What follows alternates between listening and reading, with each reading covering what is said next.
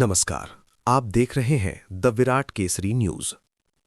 देश में इन दिनों उच्च शिक्षा को लेकर एक अहम चर्चा चल रही है और इसकी वजह बने हैं यूजीसी यानी विश्वविद्यालय अनुदान आयोग के नए नियम, जिन पर अब देश भर में सवाल उठ रहे हैं।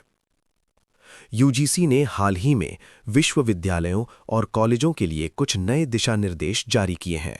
इन नियमों का उद्देश्य बताया गया है उच्च शिक्षा संस्थानों में समान अवसर, सुरक्षा और भेदभाव मुक्त वातावरण सुनिश्चित करना। इन नए नियमों के तहत हर विश्वविद्यालय और कॉलेज में अब एक विशेष इकाई बनाई जाएगी जिसे समान अवसर या इक्विटी सेल कहा गया है।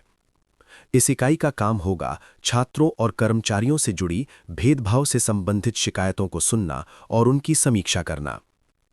यूजीसी का कहना है कि इस व्यवस्था से छात्रों को अपनी बात रखने का एक औपचारिक और सुरक्षित मंच मिलेगा और शिक्षा संस्थानों में पारदर्शिता बढ़ेगी। हालांकि इन नियमों के सामने आते ही देश के कुछ हिस्सों में इन पर सवाल भी उठने लगे हैं। कुछ छात्र संगठनों और शिक्षकों का कहना है कि इन नियमों को लागू करते समय स्पष्ट दिशा निर्देशों की आवश्यकता है ताकि किसी भी तरह की गलतफहमी या दुरुपयोग की स्थिति न बने। उनका मानना है कि शिकायतों की प्रक्रिया में संतुलन और निष्पक्षता बनाए रखना बेहद जरूरी होगा। वहीं कुछ अन्य समूहों का यह भी कहना है कि इन नियमों का उद्देश्य तो सकारात्मक है, लेकिन इन्हें लागू करने के तरीके पर और चर्चा होनी चाहिए। इस पूरे मामले पर यूजीसी और सरकार की ओर से ये स्पष्ट किया गया है कि नए नियमों का मकसद किसी वर्ग के खिलाफ कार्यवाही करना नहीं, बल्कि शिक्षा संस्थानों को और अधिक समावेशी बनाना है। सरकार का कहना है कि इन दिशा निर्देशों के तहत निगरानी और समीक्षा की व्यवस्था भी रहेगी ताकि किसी भी शिकायत की निष्पक्ष जांच की जा सके।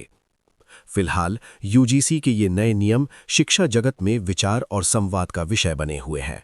छात्र, शिक्षक और संस्थान इन पर अपने अपने नजरिए से चर्चा कर रहे हैं।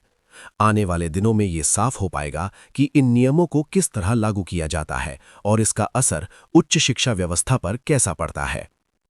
आप इस विषय पर क्या सोचते हैं, ये जानना भी महत्वपूर्ण है, लेकिन किसी भी निष्कर्ष पर पहुंचने से पहले तथ्यों को समझना जरूरी है। फिलहाल इतना ही। शिक्षा और देश से जुड़ी हर अहम और भरोसेमंद खबर के लिए जुड़े रहिए द विराट केसरी न्यूज के साथ। नमस्कार।